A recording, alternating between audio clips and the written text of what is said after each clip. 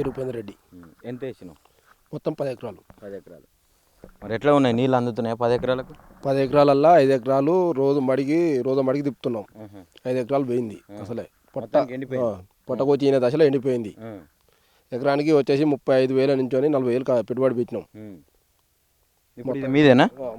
ఇదంతా నెర్రెలు వారింది. ఇదంతా గత 10 సంవత్సరాలల్లో ఎప్పుడన్నా ఇట్లా అయిందా ఎండిపోవడం? కాలేదు. మరి ఎందుకంటే దేని ఫాల్ట్ అంటావు? నీళ్ళు వదలకపోవడానికి. నీళ్ళు కాలు వస్తుంది కదా మీకు? వస్తుంది. ఈ సంవత్సరం అసలే రాలేదు. 2 సంవత్సరాల నుంచి ఈ కాలువకు నీళ్ళే రావట్లేవు. ఇప్పుడు దరిదాపు ఈ కార్లనే 4-5 దమ్ముల డే అండ్ నైట్ కాలువకి ఎక్కడ వెలిచాల దాకా పోయినాం. యాడ జేసీబీ పెట్టినాం, చెత్త తీపిచ్చినాం, రాళ్ళ అడ్డం ఉంటే అడ్డం తీపిచ్చినాం. అట్లా కూడా ఒక్క దమ్ము కూడా ఈ కాలువకు నీళ్ళు రాలేదు. అంటే ఫస్ట్ పైనుంచే నీళ్ళు రావట్లేవు. మొత్తం ఏడ చూసినా కానీ అడగట్టలు వేస్తుర్రు రైతులు.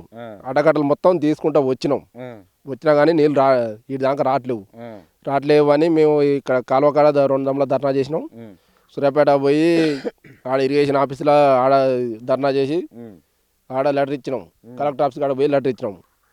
నీళ్ళు వస్తాయి మేము పంపిస్తామని అన్నారు కానీ అధికారులు ఒక్కరు పట్టించుకునేది లేదు. మరి స్థానిక ఎమ్మెల్యే గారికి ఫోన్ చేస్తే మీకు నీళ్లు రావు అని చెప్తుండ్రు డైరెక్ట్. అంటే ఒక ఎమ్మెల్యే అయ్యుండి ప్రజల గోసలు బాధలు తీర్చాల్సిన ఎమ్మెల్యే అయ్యుండి మీకు డైరెక్ట్ నీళ్ళు రావు అని అంటే ఏ లెక్కన రావు, ఎందుకు రావు అని ప్రశ్నించలేదా మీరు? అన్నాం. అంటే పైన నీళ్ళు లేవు, రావు అని అంటారు. 10 సంవత్సరాలు ఎక్కడి నుంచి వచ్చినాయన్న నీళ్ళు? 10 సంవత్సరాలు కాళేశ్వరం నుంచోని ఎత్తిపోతల ద్వారా నీళ్లు వదిలిరు కేసీఆర్. వీళ్ళు మొత్తం కాళేశ్వరం నీళ్ళు మొత్తం కిందికి వదిలిరు. అవి ఎత్తిపోస్తే కేసీఆర్కు పేరు వస్తుంది అని కిందికి వదిలేసి నీళ్ళు అని అంటారు ఇప్పుడు. మరి ఇప్పుడు అంటే వీళ్ళు చేసిన దానికి ప్రజలు బలి కావాల్సి వస్తుంది, రైతులు బలి కావాల్సి వస్తుంది, రాష్ట్రానికి దేశానికి అన్నం పెట్టి రైతన్నలు కూడా ఆత్మహత్యలు చేసుకోవాల్సి వస్తుంది. దీనికి ఎవరు కారణం అవుతారు? అధికారులే, మంత్రులు, అధికారులు, ఇప్పుడున్న ప్రభుత్వం. మరి ఏం చెప్తారు మీరు? ఏం చెప్తా అంటే రైతుల్ని మెయిన్ ఆదుకోవాలి. ఇప్పుడు రైతు ఏడ్చినా రాజ్యం లేదు. ఇప్పుడు రైతు ఏడుస్తుండు, కడతడి పెడుతుండు. దానివల్ల మమ్మల్ని రైతుల్ని ఆదుకోవాలి దయచేసి. రైతు ఇప్పుడు మెయిన్గా పురుగుల మందు ఉరితాళ్ళే అవుతుంది.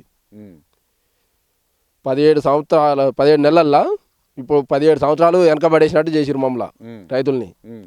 ఇట్నే పోతే రైతు అనేవాడు ఉండడు రాజ్యంలో.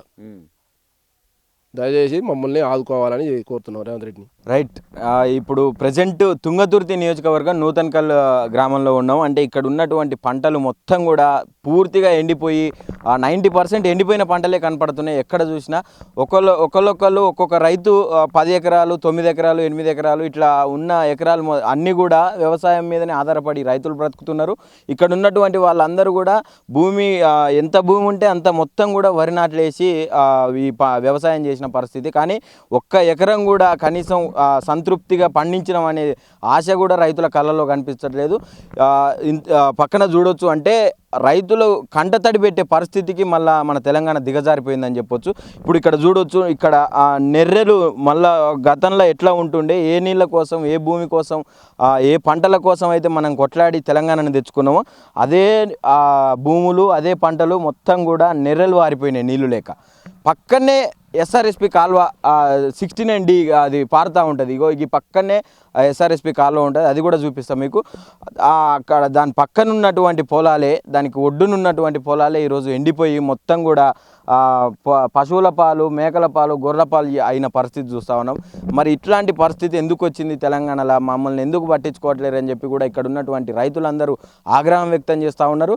అంటే స్థానికంగా ఉన్న ఎమ్మెల్యే సామెల్ ఎవరైతే ఉన్నారో ఈ కనీసం పట్టించుకోకుండా, మా తరఫున కొట్లాడకుండా, మా తరఫున మాట్లాడకుండా, మా ఓట్లతో గెలిచి మమ్మల్ని ఇంకా మీకు నీళ్లు రావు అని చెప్పి కరాఖండిగా స్పష్టం చేస్తున్న పరిస్థితి అని చెప్పి కూడా వీళ్ళందరూ ఆవేదన వ్యక్తం చేస్తూ ఉన్నారు. ఇప్పటికే ఎకరాకు దాదాపుగా 30 నుంచి 40 వేల వరకు పెట్టుబడి పెట్టుకున్నాం. ఇంతవరకు మేము 10 సంవత్సరాలలో తెలంగాణ ఏర్పడ్డ 10 సంవత్సరాలలో ఎప్పుడు వేయలేదు బోర్లు. ఒక బోర్ బండి మా పంట పొలాల సైడ్ కనపడలేదు. కానీ ఇప్పుడు నెల రోజుల నుంచి నిరంతరం 3-4 బోర్ బండ్లు కూడా ఇక్కడ తిరుగుతూ ఉన్నాయి. అన్నీ కూడా అన్నీ కూడా ఇక్కడ ఒక్కొక్కరు ఒక్కొక్క రైతు 3-4 బోర్లు వేసినా కూడా కనీసం ఒక చుక్క నీళ్లు పడని పరిస్థితికి దిగజార్చింది కాంగ్రెస్ ప్రభుత్వం తెలంగాణలో అని చెప్పి కూడా ఇక్కడ ఉన్నటువంటి రైతులు ఆగ్రహం వ్యక్తం చేస్తున్న పరిస్థితి చూస్తూ ఉన్నాం. ఖచ్చితంగా మాకు నష్టపరిహారం ఇవ్వాల్సిందే, లేకుంటే మాత్రం ఇంకా మాకు పురుగుల మందు ఉరితాళ్లే దిక్కైతాయి, ఖచ్చితంగా మేము మా బతుకులన్నీ కూడా చాలించే ప్రయత్నం అయితే చేస్తామని చెప్పి కూడా ఇక్కడ ఉన్నటువంటి రైతులు అందరూ కూడా ఆవేదన వ్యక్తం చేస్తూ ఉన్న పరిస్థితి. మరి గత 10 సంవత్సరాలలో ఆగిపోయినాయి అనుకున్న రైతన్నల ఆత్మహత్యలు మళ్ళొకసారి ముందలికి సాగుతూ ఉన్నాయి, కొనసాగుతూ ఉన్నాయి, మళ్ళొకసారి మొదలైనాయి అని చెప్పుకోవచ్చు. ఎందుకంటే ఇప్పటికే స్టార్ట్ అయ్యి అంటే కాంగ్రెస్ ప్రభుత్వం ఏర్పడిన దగ్గర నుంచి సంవత్సరంన్నరలో 450 మందికి పైగా రైతులు ఊరేసుకొని చచ్చిపోయారు, ఆత్మహత్యలు చేసుకున్నారు. అంటే నానా రకాల కారణాలతోటి ఈ వ్యవసాయ రంగం మీద ఉన్నటువంటి వాళ్ళు పెట్టుకున్నటువంటి ఆశలన్నీ కూడా చచ్చిపోయి నానా రకాల కారణాలతోటి వాళ్ళు ఉరిపెట్టుకొని చచ్చిపోయిన పరిస్థితి చూస్తూ ఉన్నాం. అంటే కొంతమంది రైతు రుణమాఫీలు కానీ, రైతు బంధులు కానీ, రైతు భరోసాలు కానీ, ఇవి కాకుండా ఇంకా కొంతమంది నీళ్ళు అందక కానీ, ఇప్పుడు మేజర్గా ఇప్పుడు ఈ తుంగతుర్తి నియోజకవర్గానికి సంబంధించి నీళ్ళు అందక వచ్చేటువంటి కాలువలు మొత్తం బంద్ పెట్టి కూడా